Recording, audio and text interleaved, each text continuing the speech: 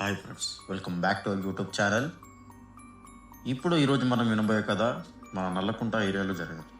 2006లో హైదరాబాద్ నల్లకుంట ఏరియాలో ఒక strange incident జరిగింది.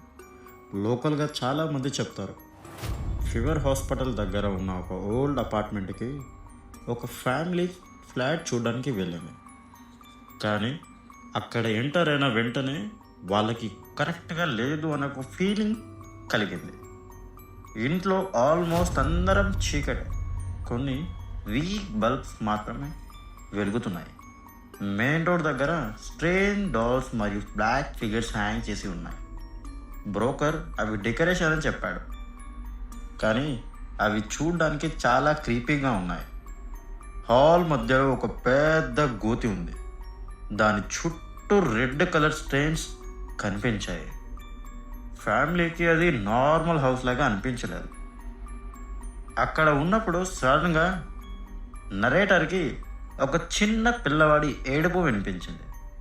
తను బాత్రూమ్ దగ్గర చెక్ చేశాడు, కానీ అక్కడ ఎవ్వరూ లేరు. ఇంటికి వచ్చాక ఇంకో షాకింగ్ విషయం తెలిసింది.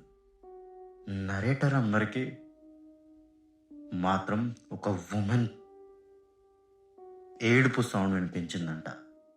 అంటే ఒక్కొక్కరికి ఒక్కో వాయిస్ వినిపించింది. వాళ్ళు అక్కడ ఓన్లీ 10 minutes మాత్రమే ఉన్నారు, కానీ అందరికీ ఆల్మోస్ట్ 1 hour అక్కడే ఉన్న ఫీలింగ్ వచ్చి ఇంటికి వచ్చాక యాంగ్జైటీ, హెడేక్, ఫీవర్ లాంటివి స్టార్ట్ అయ్యాయి. కొన్ని ఇయర్స్ తర్వాత వాళ్ళకి ఒక రూమర్ తెలిసింది ఏంటంటే ఆ బిల్డింగ్లో వన్స్ మర్డర్ జరిగిందని. ఇది నిజమా లేదా అర్బన్ లెజెండా? పారానార్మల్ ఎక్స్పర్ట్స్ ప్రకారం ఇలాంటి ప్లేసెస్లో ట్రమాటిక్ ఇన్సిడెంట్స్ జరిగితే ఆ నెగిటివ్ ఎనర్జీ అక్కడే రిమైన్ అవ్వచ్చు అని చెప్తారు. దానిని రిసిడ్యువల్ హాంటింగ్ అని అంటారు.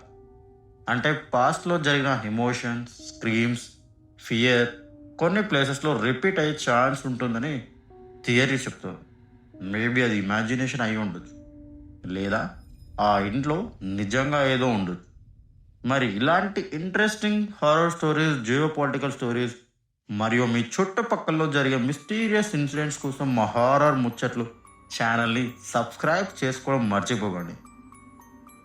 మీకు ఈ వీడియో నచ్చితే ఒక లైక్, షేర్, సబ్స్క్రైబ్ చేయండి. మా ఛానల్ని సపోర్ట్ చేయండి. Thank you. ఉంటా మరి.